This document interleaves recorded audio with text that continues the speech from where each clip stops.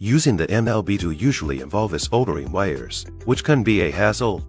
The newly launched MLB tool solder-free adapter allows you to skip the soldering process and enjoy an easier experience of adding keys for MLB models. 1. Connect the device and remove the original key capacitors. Demonstration using the Key Tool Plus.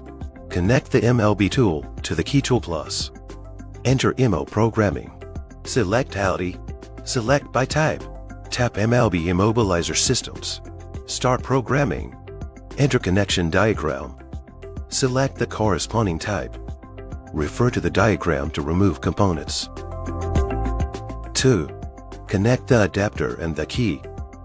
Take the key with the capacitors removed and connect it using the alignment points on both sides. Make fine adjustments to ensure proper contact shown in the diagram. And fasten the clips. Please ensure that the marked long side is facing down.